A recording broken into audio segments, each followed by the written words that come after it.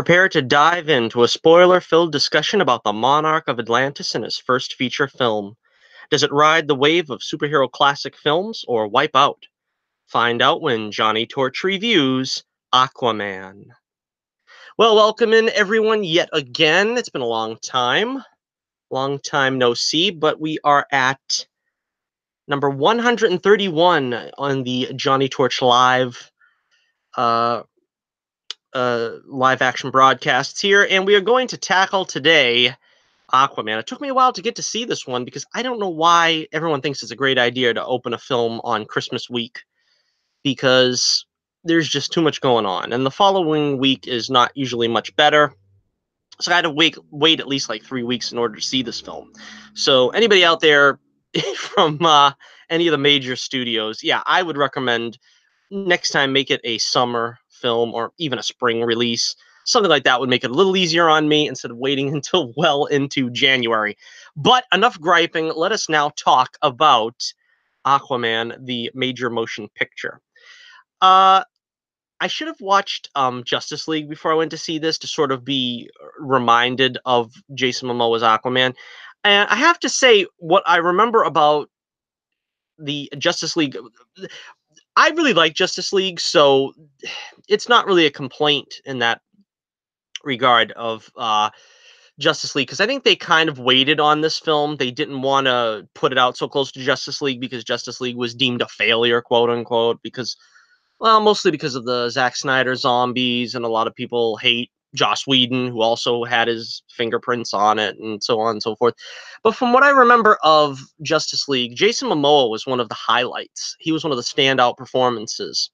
I thought everybody was quite good, but his take on Aquaman was pretty refreshing. Let's do a little bit, just a minor bit of history on Aquaman in case you don't know. I'm sure everybody does, but he basically came to prominence during the Super Friends cartoons of the 70s. They made him a fixture. You know, he was kind of thought of as a joke because, you know, in modern day, because his shtick is talking to the fish, the aquatic life, and getting their help to solve problems and fight enemies and so on and so forth. And that was kind of deemed not very exciting or interesting. And of course, that was not true. Then around the 90s, Peter David came and revamped Aquaman as this sort of barbarian king with the long hair and the grizzled beard and the harpoon hand. Had his hand removed and had like a hook replacement. I hated that version. I was not that fond of it. But then again, Aquaman in the comics was never really that great to me. Even mid 80s, they did that sort of I don't know, it was kind of a revamp. Remember, he had the blue costume, the blue black costume, something like that. And I remember reading that as a kid, not very impressed. So they really didn't do anything to impress me about Aquaman in comics. I remember him, of course, in the Justice League animated series. Again, that was sort of heavily inspired by the Peter David take, which I wasn't crazy about in the first place. So he didn't do anything really to, you know, evoke any interest from me. But the Jason Momoa Aquaman from Justice League was sort of like a surfer bro type Aquaman, which I think is kind of reflected in the modern comic. I don't think he's quite so surf bro-y, but he's sort of like a grizzled loner that's kind of gruff and doesn't want to come out and help anybody, but will do the right thing, you know, ultimately if need be. So I was intrigued with Jason Momoa's Aquaman. I thought he was really good in Justice League, so I was hoping to see more of that here. I think what ended up happening was they tried to play more to the classic Aquaman in this film. This is not very heavily dude bro Aquaman. This is more sort of classic Aquaman, and I think that's for the best. A lot of, I would say probably everything in this film harkens back to the classic approach, which is the right thing to do. Of course, Jason Momoa is not blonde-haired, blue-eyed, so they stuck with him. And as I said, I'm very impressed by his performance, so that's great. But apart from him, basically everything plays out as it looks like in the comics. Mera looks exactly like the comic. Black Manta looks exactly like the comic. Ocean Master looks exactly like the comic. And even if you only have a cursory knowledge of Aquaman lore, you will instantly recognize those characters here. James Wan, as the director, did a fantastic job, I believe. This is not a perfect film by any means, but I think that it could rightly be ranked as a classic. I don't think this is sort of a, you know, one foot out the door, one foot in type film like, say, Suicide Squad or something like that, where you have major reservations, but you came out saying it was fun. Same thing with Venom. That's sort of, I've got some reservations about saying it's a great movie, but it is fun and it gives you everything you want from the character. I would take it a step beyond that, though. I would say this is to Aquaman what Wonder Woman's film was to Wonder Woman. It's about the best you're going to do with this character. It tells his origin very accurately. It has the attitude of the character pretty accurate. Like I said, it depends on the era you're talking, but I think this is sort of what Marvel does with their films. Black Panther is represented well in the Black Panther solo film. You can go up the line with all of them, but I mean the same thing with I'm talking about these sort of little known heroes, such as like Doctor Strange. He's got a niche market. Aquaman is sort of in that same niche market where if you're a fan, you know all about him. If you're not a fan, you know him maybe from Justice League and some of the other media. Like Doctor Strange would be known a little more from his Avengers exploits than maybe his uh, solo comic run. All right, so that is the non-spoiler review. Basically, I think it's a great film. It's not perfect. We'll get into some of that in the spoiler section here, but if that's all you wanted to hear and you haven't seen it and you don't want to be spoiled, there's not a whole lot of spoilers probably that would ruin this film for you. There's only like one or two swerves that, may or may not take you by surprise, but it's basically a very straightforward origin film and sort of action adventurer that hits the right notes. It hits the right spot. I think some people are saying it's too long. I don't think it's too long. I never felt bored by it. I never felt like I wanted to look at my watch and say let's hurry up the pace. But I think the story is a little all over the place. That's probably what critics, not necessarily film critics per se, but just critics of the film that criticize it. It's a little bit all over the place because you don't get a whole lot of information considering that this is such a dense world. I think James Wan did a great job, and he certainly did the best I think he possibly could at trying to flesh out all aspects of the Aquaman universe. But there were still some corners I was kind of peeking behind, saying, is there more to this that I could probably learn about? I'm not sure exactly how that works, but let me know. That kind of stuff. But overall, it didn't ruin the presentation, I don't think, to me anyway. There was no glaring deficiencies anywhere. So, yeah, I would give it a recommend. I recommend it highly, as a matter of fact. And so consider yourself warned now. Spoiler warning, we're going to go in detail here, in depth, probably for the next half hour in the Aquaman spoiler territory. So, spoiler warning, from here on in, you're on your own if you don't want to hear spoilers. Okay. So they start with Aquaman's origin, which was, as I said, retold very well. Nicole Kidman, of course, plays Aquaman's mom, Atlantia, I believe her name is. I might be getting some of these details wrong. And of course, Tamara Morrison, who had already played Abin Sur in the Green Lantern film, gets his second shot here in DC. Of course, Nicole Kidman was already Chase Meridian, or as I like to say, Dr. Chase Meridian in Batman Forever. They both did very well here. Um, I would say it was kind of interesting. They didn't really dwell on it too much. They kind of breezed by the origin pretty well. I think that was probably for the best too. Simple story. Atlantis lady washes up on the shore. Lighthouse keeper takes her in to try to nurse her back to health. They fall in love. They have Aquaman, and then she's betrothed to some monarch of Atlantis, which was one of the things I wanted to know more about. I'm not sure about this character that was sort of forcing her into the arranged marriage. He sort of dies off screen, and we don't know anything about him. Apparently, Orm takes after him in some respect because he essentially is going to do the same thing to Mira, because she's like betrothed to him, and then later on when she double crosses him because she doesn't want to have this arranged marriage, then he like has no compunction in trying to kill her. So in order to save her man and her child, she ends up going back to Atlantis to take her place. Again, kind of vague. Was she ever planning to come back? She says she's going to come back, but when she's married and given birth to an heir to the throne of Atlantis, kind of hard to see how she'd come back. So Aquaman grows up as a child. He learns that he can manipulate the fish, kind of. Shark responds to his mental telepathy. Uh, we have Vulko, who's played by the Green Goblin himself, Willem Dafoe. Out am I? No, you're back. You're back in the superhero genre. And yeah, he was great here as sort of his his Alfred, his confidant. Eventually, he's training Arthur, of course, which is Aquaman's real name. He's training Aquaman to sort of be a warrior and use his mother's trident and all this cool stuff.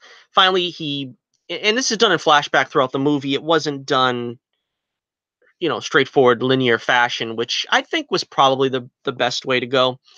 Uh, he ends up finally breaking it to Arthur that his mother had been, sentenced to be executed by the king there, and thrown to the trench, or the beast of the trench. I'm not sure exactly what that character's name was, who was played by Julie Andrews. I heard that ahead of time. I would have never known that was Julie Andrews playing that creature.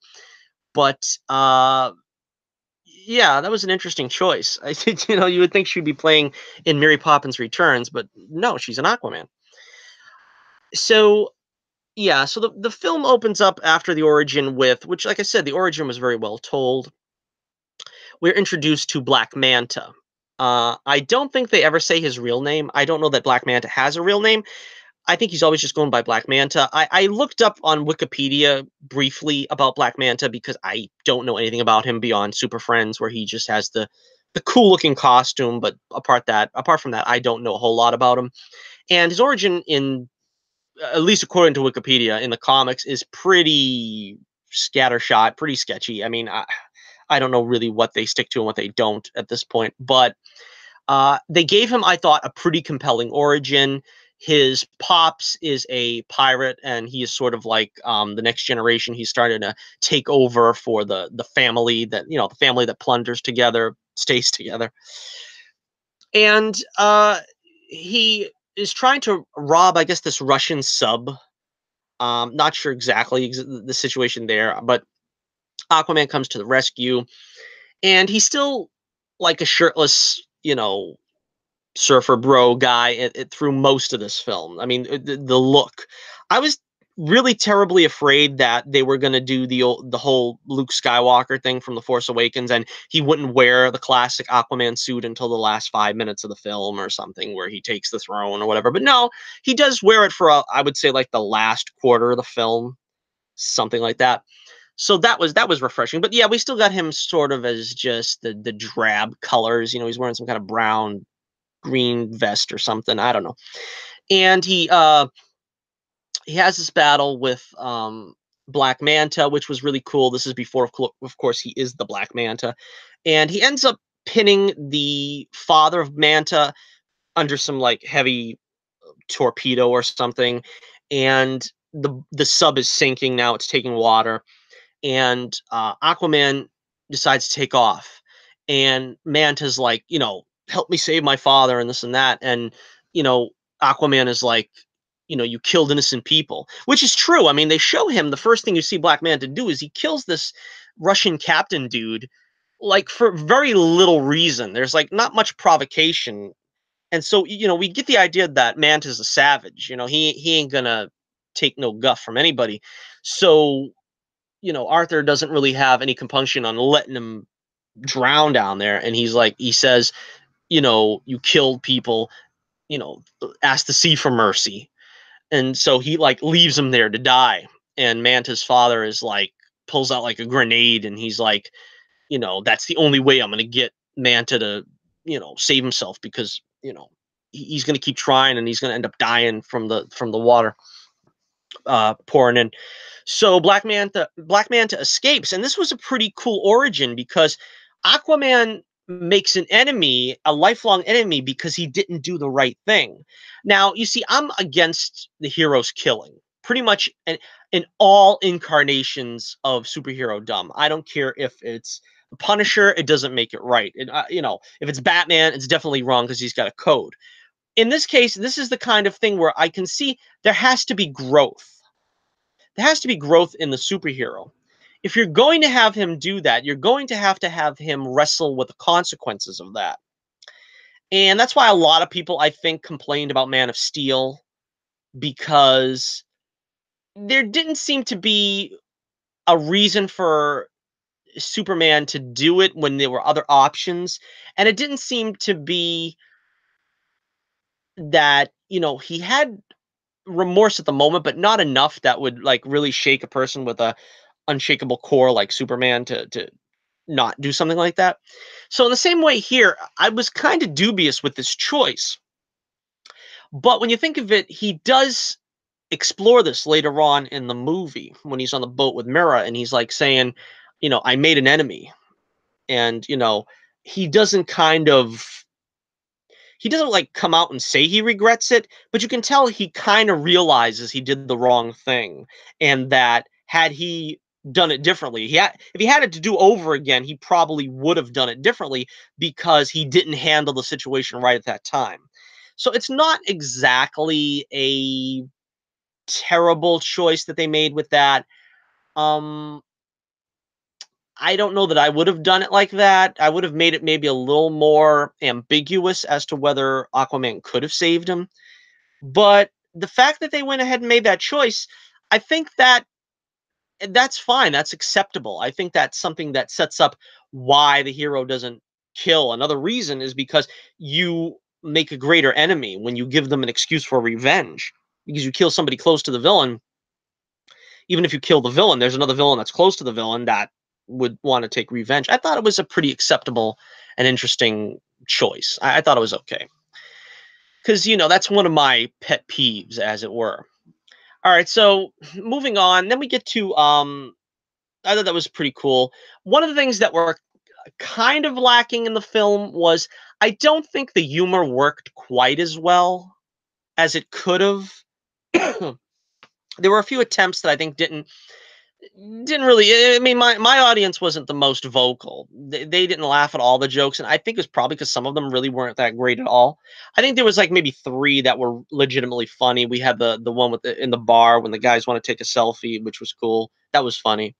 Then we had when Mira smash. I think you see that in like one of the extended trailers or something, where Mira smashes the thing and she says, I've got it memorized, don't you?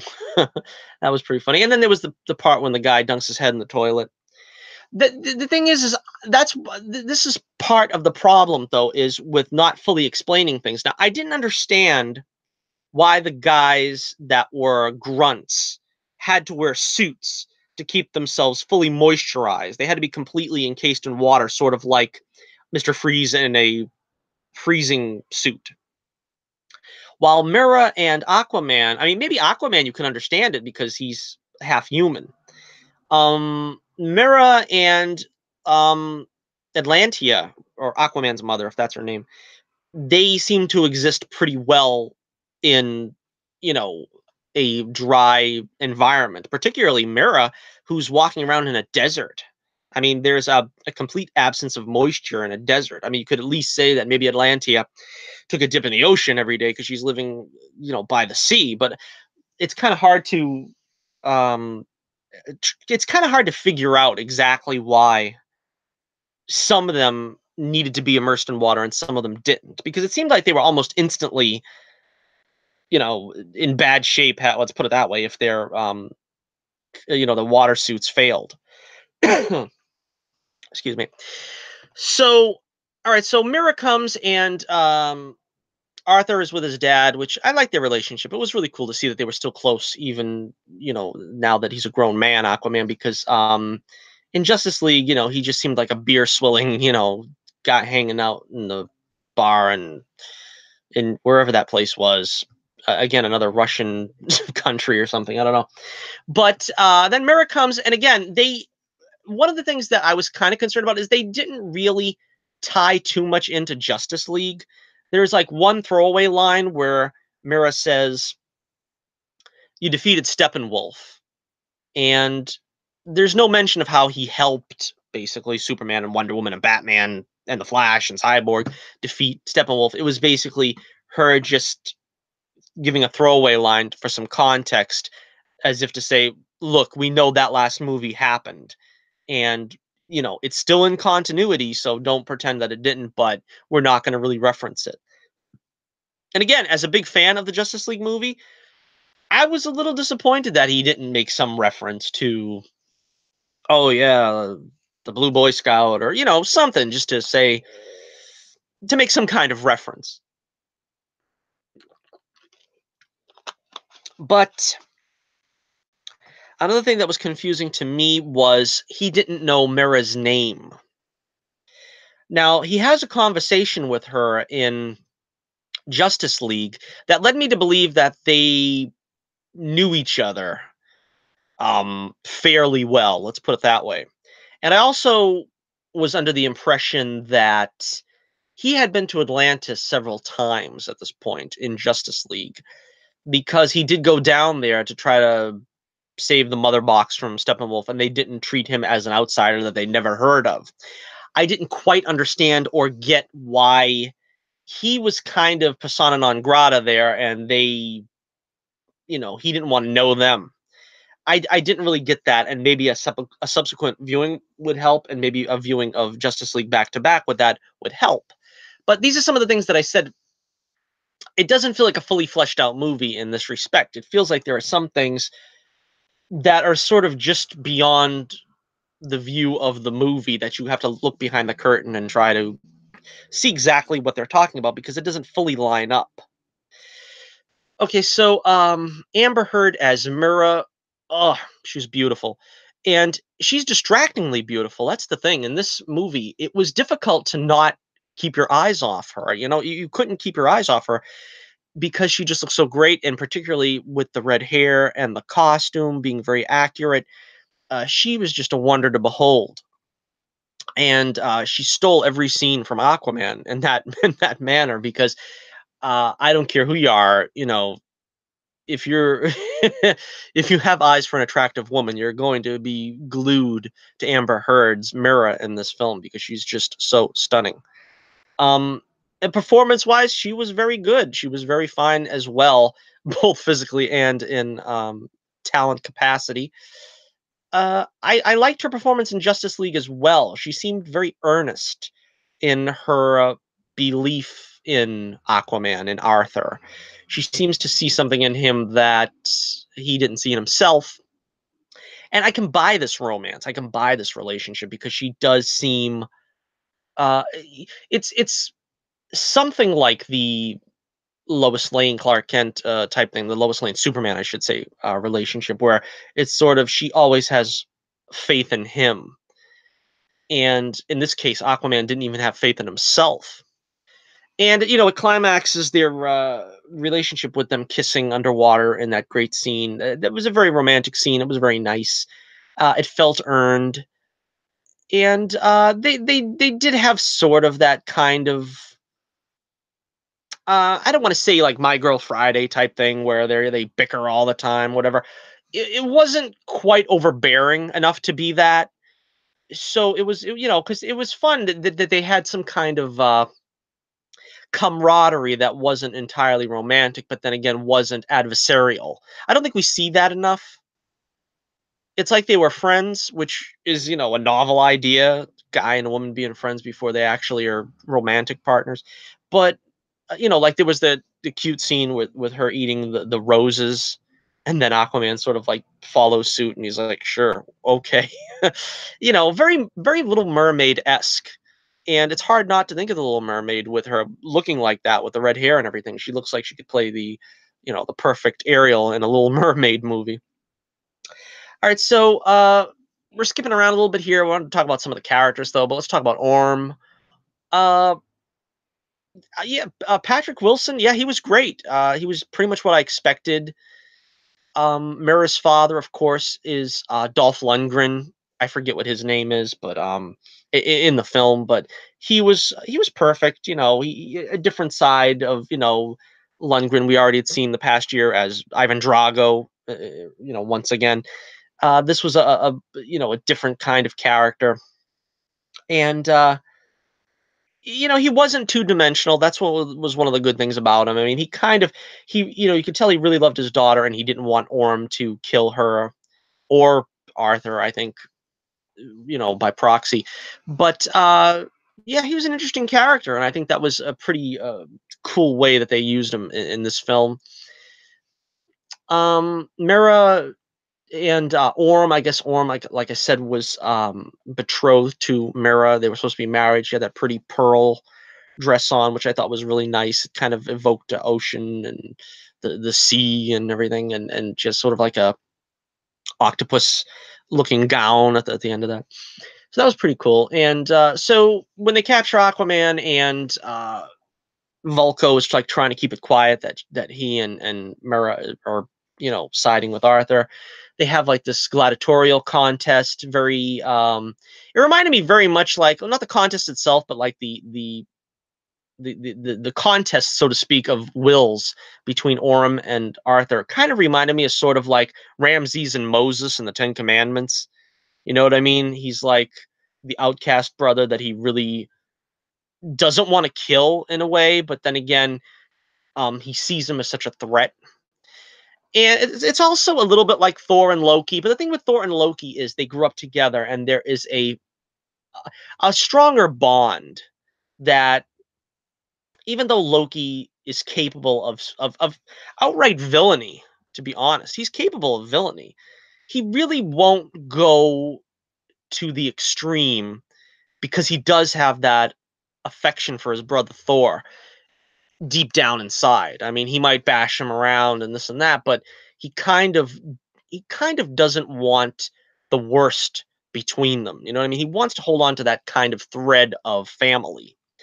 And I don't know that that was there with Orm and Arthur. I think had they known each other more, and I like the way they played to that. And we'll, again, skipping around here, but at the end, Orm is sort of, he's spared. He's not killed. He's not killed for his villainy, and he's still like a part of the family. And Arthur sort of says to him, we'll talk later. So he's still getting arrested because he's basically, trying to wage a, a complete war against not only the undersea, but but against the land as well. And it leaves the door open for what is going to become of Orm. I don't know a whole lot about Ocean Master in the comics, so I don't know that he'll, turn good, or whether he'll still continue to be a frenemy like Loki, or he's going to just continue on as a main villain.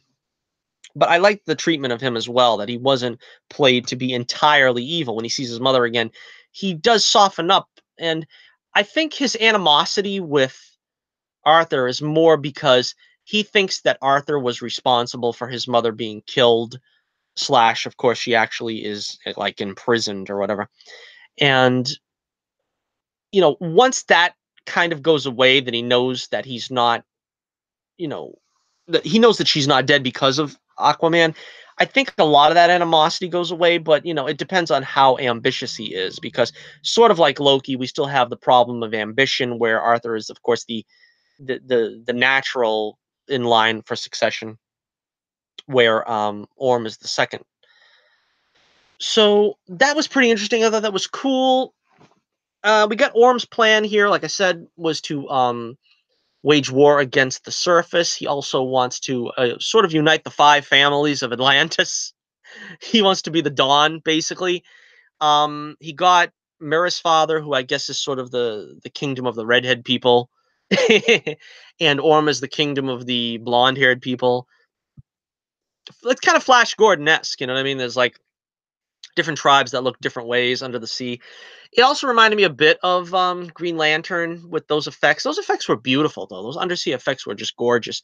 And of course, they had a lot of work to do with, orchestrating the hair being all digital underwater and putting them in harnesses and making them appear to float when really, of course, they're probably just suspended on wires. It looked very much like it was taking place under the sea, and they could talk under the sea, and you didn't have to worry about whether they were gonna try to get away from that. But they played it very straight.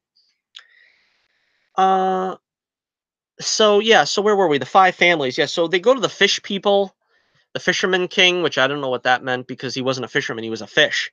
They were kind of like mermaid people, and he kills the king, and then he sort of gets his like 15-year-old daughter to get on board, sort of out of fear, which was strange, I thought, because didn't that guy have better protection than just like two guards around him? I mean, you go in there and you kill the king, you think you'd be mobbed by about 78 guys outside the throne room that were waiting to spear you, but it didn't happen. And then he wages war at the very end against the crustacean people, whatever they are. And then there was the trench people, which we'll get to that in a second, which I guess were sort of mindless creatures that really had no. They had sort of hive mentality, I guess. But so anyway, yeah, Mira rescues Arthur from Orm because he's losing. His mother's trident gets smashed, and she goes off with him, and they have sort of an Indiana Jones adventure where they have to put some pieces together from. I thought that was cute. The message in the bottle is a classic, you know, motif from pirate treasure and this and that.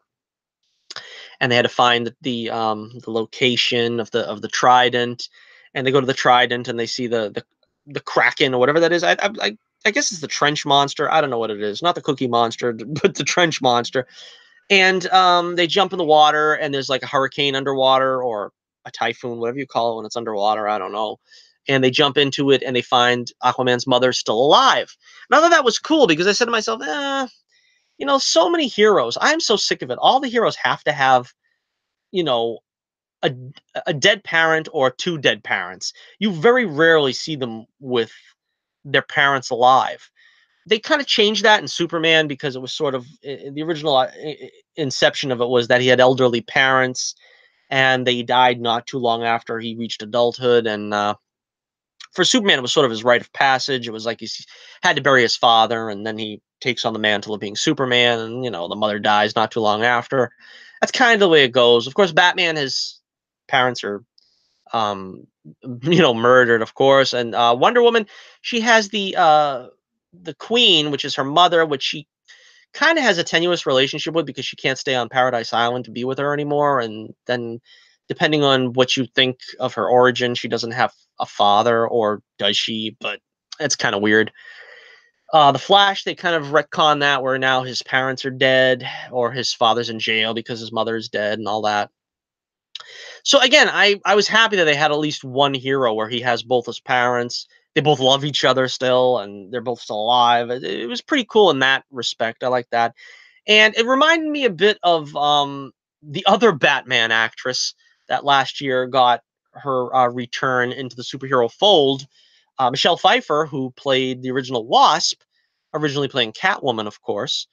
And it's the same thing here, where she's like lost, almost like Janet was in the quantum realm. Atlantia is lost in the trench because they threw her to the trench beast or whatever it was, and she almost the same thing as Janet is, existing by wearing armor, and she's sort of in like a prehistoric land. It seemed like, I don't know, there, and she can't leave until Arthur takes the trident of Atlantis or whatever his name was. Again, I'm getting their names mixed up. But so he ends up going in there using his powers on the trench beast, and then she allows him to take the trident. He gets the snazzy Aquaman outfit, goes back in time to try to save the crustacean people from Orm's attack. Vulko gets put in jail. I thought for sure he was a goner. I thought he was going to get killed. But Orm, again, we're seeing some chinks in the armor. Maybe he's not entirely, ruthless. And we had Dolph Lundgren turn against Orm, and so they have a battle on the surface of the ship or whatever that is they were on. Aquaman defeats him using some of Vulko's moves. Very cool ending, like I said, and having Nicole Kidman come back as her character comes back and sort of puts the brothers at peace. I thought that was a beautiful ending. Orm doesn't die, and there's hope that maybe there'll be a reconciliation in the family. Aquaman is finally a hero. He's not just a, beer swilling lout that's kind of just there if you really need him and doesn't really want to get his hands dirty. He's finally a full-fledged hero. We've got Mera by his side, beautiful and ready for a sequel. And of course, before we wrap up, we've got to talk about Black Manta. Now, Black Manta was awesome. He was awesome. The costume was awesome. Orm gives him some Atlantean armor because it's interesting. It's almost like Thor, where I don't know what his power level is at, because it's like Thor. He can get shot and stuff and he won't get injured. Aquaman can get shot and he won't get injured. But if you use an Atlantean blade, like Loki uses in Avengers, you can pierce his skin. Or if you do like Manta did and use like Atlantean tech, that blade will pierce his skin. I don't really know how that works. It's kind of a strange weakness to have, but I guess that's their weaknesses. You have to have material for. I mean, I can understand, like, if you use a kryptonite knife on Superman and you can pierce his skin, that's kind of the deal with him. But I guess it's the same sort of thing for Aquaman and Thor, where you have to use something from their technology, even if it's just something as crude as a knife. And they gave him the suit, and he made it his own. He turned the blast cannon into a mask with those bugged out eyes that were blasting, and it was really cool seeing him in action. They had a mega cool fight scene, him and Aquaman. Aquaman trounces him, and you don't see him again for the rest of the movie. I was a little disappointed that we couldn't get like round 2 of him, but I'm a firm believer you got to save something for the sequel. They set him up perfectly, and we already had Orm in this film to deal with. So to have him have to have 2 fights with Black Manta wouldn't work in this film. So I understand what they did, and I'm approving of what they did in that respect. The post-credit scene, of course, the post-credit scene deals with that, where he's on a raft, and we had I don't know what his name was in the movie. He was the Asian scientist. He was the same guy that was coincidentally also in Ant-Man and the Wasp. That actor now, whose name is skipping my memory here. Park, I think his name is. I forget what his name is. But he finds him and sort of nurses him back to health and is trying to tinker with his technology. I don't know him from the Aquaman comics. I'm guessing maybe he's based on a character, and he's sort of going to be the I don't know, for lack of a better term, the enabler of Black Manta to get back in the scene of things and stuff. And Black Manta has like a bandage over his eye. I don't know. Is he supposed to have a patch on his eye or something underneath that mask? That would be interesting, because I think they gave excuse for it here. But see, that's the catch-22 that you run into. Everybody wants to see Black Manta because he's the main villain, really, of Aquaman. I would say he's the Lex Luthor, he's the Joker, he's, the Cheetah of Aquaman. But the thing is, you've got to use him a little, but you don't want to use him too much. It's the same problem they ran into with Green Lantern, where Sinestro is in the film, but he doesn't become a villain until the end of the movie. And we were saddled with Hector Hammond, who was a horrible villain. And could they have made Sinestro the villain halfway through that movie? It might have worked better. But, I find it hard to blame them, because the impetus for that film was, or for the character of Sinestro to begin with, is to show his noble beginnings. He's not really starting off as a villain. He works his way there. He's one of those type villains. I gotta take a little H2O. Speaking of Aquaman, my throat is amazingly dry for some reason. Considering I just seen Aquaman, it shouldn't be, right? But anyway, so yeah, Black Manta was awesome, and I think the idea is that they knew that you hold off on Black Manta too much, you're going to run afoul of the same thing that happened with Sinestro, which is you have the best villain, and you're going to sideline him for the next movie when everybody wants to see the main villain. And these heroes like Green Lantern and Aquaman don't have as big a rogues gallery as Batman or Flash, or maybe even Superman to an extent, where you could hold off on Luthor or Joker or Captain Cold in order to focus on somebody else like Grodd, who's just as exciting, or Riddler, who's just as exciting, or Zod or something. You can play around with a succession of villains in those cases, but when it comes to the villains like Green Lantern, Aquaman, Wonder Woman, you can't really hold off too long on the heavy hitters because you've got to get to them, toot sweet. Otherwise, fans won't get interested because who the heck cares about Hector Hammond? A lot of people also moan about Parallax. I don't think Parallax was too bad. Um, I think that was probably his best challenge. The best scene was at the end of the movie when he's reciting the Green Lantern oath when Parallax is trying to like wear him down. But anyway, yeah. So they gave us enough of Black Manta, and they left me wanting more, which is a good thing. Not disappointed in the slightest with Black Manta or the performance, the actor whose name I can't probably pronounce. He was very good, and they left the door open for some really, really cool stuff with him down the line.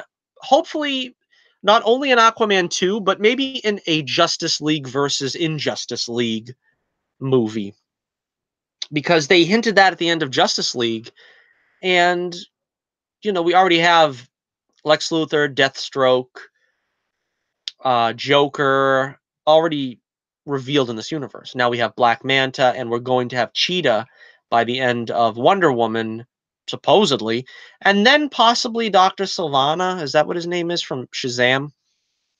If not him, maybe Black Adam.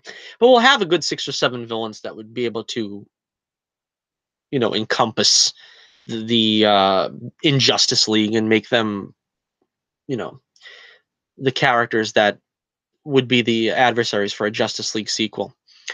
All right, so let's wrap it up here. Let's see. He got the golden trident. That was a nice scene with the king there holding it as a skeleton. I thought that was a really cool image. Sort of a once and future king kind of motif there. And Momoa looks great in that costume, in the Aquaman suit. That costume was realized wonderfully. That's the best you could realize, the Aquaman suit in live action. That's the absolute best. Again, hats off to James Wan. He put a lot of loving care into this film. He made it look the best it possibly could look. The story was about as good as I expected for an Aquaman film. They treated the origin with respect, and it was nice to see his mom and pop at the end being reunited. All the actors brought it. I didn't really have a problem with any of them. It's just one of the better films. I am kind of on the fence whether I want to give it 4.5 stars or a full 5. Because I think this is about the best you can get from an Aquaman film. That's what my criteria is. My criteria isn't, well, does this make it to the top, of my top 10 list or something like that. This probably won't make it to my top 10 list, but I can't say there was much more that I expected that I didn't get in this film. So I am going to give Aquaman. That's 5 stars out of 5 for Aquaman, because they really did their work. James Wan, led the way, had a great plan. The actors all did great. They did their job. The costumes was great. The special effects were tremendous. Like I said, there were some sort of narrative things that I would have liked explained a little bit more. You could make a case as 4.5 stars out of 5 on that basis. But again, no movie is perfect. All I ask for in a movie is that you give me the experience that I was expecting, that I was hoping for. Some films can go beyond expectations, and I really love them, and I wasn't expecting to like them that much. This isn't that. This met my expectations and gave me exactly what I wanted. It didn't surprise me. It was sort of run of the mill, what you expect in a superhero film, but sometimes that's enough. That's what a lot of people don't understand. Not every film has to be a, Citizen Kane of the genre. This is the best Aquaman film I think we could have asked for. And could Juan make a better sequel? Maybe, probably. But for what I've been given, I would say this meets all expectations. So I'm giving Aquaman 5 stars out of 5. That's 5 stars out of 5 for Aquaman. So let me know what you think in the comments below. Did you enjoy the film? Any scenes that you want to bring up and talk about? I love reading in the comments, and I always read the comments in a letter section, like a mailbag section for my Torch News roundups. So if you want to talk about it, we could talk about it there, or I could just leave a comment below uh, in response if you prefer. But yeah, I'm curious. What does everybody think about Aquaman? Because I see like sort of it's kind of like Venom, where people are, like I said, conflicted over. Well, it's not the greatest thing since sliced bread, but it's fun. To me, that's not a bad thing. I mean, Venom didn't have as much to go on, didn't have as much to work with because you just had Eddie Brock. You really didn't have anything else. I mean, they got another symbiote to be the villain, or and everything, but they had a handicap to begin with having no Spider-Man. Now Aquaman had full access to every single Aquaman thing in the lore and made full use of it. I can't see where you could have wanted more in certain areas. Like I said, they leave you wanting more, which is cool. That's what I like about a good setup film for a sequel. But I think the story was told as much as well as the story could be told. So again, thank you for joining me here. Make sure you hit that like button. Make sure you subscribe if you haven't subscribed. And I want to thank all the subscribers out there who have joined recently at the end of last year. I picked up a few new subscribers. We're now up to 80 subscribers. Didn't quite get to 100 like I wanted for 2018, but a good sign there when we picked up a good 10 over the course of last year. So we double that this year. We'll make it to 100 by the end of 2019. And make sure you check out the link in the description below for my website. You can check out my comic, The Adventures of Bullets Bourbon, Private Eye. Just had a new issue out recently, so be sure to check that out. And you can find me on Twitter and the link in the description below as well. And of course, like I said, I welcome all comments, and I'd love to talk with you about Aquaman, the movie. And so, once again, until next we meet, this is Johnnie Torch reminding you once again, keep the flame burning brightly, and I'll be with you again real soon.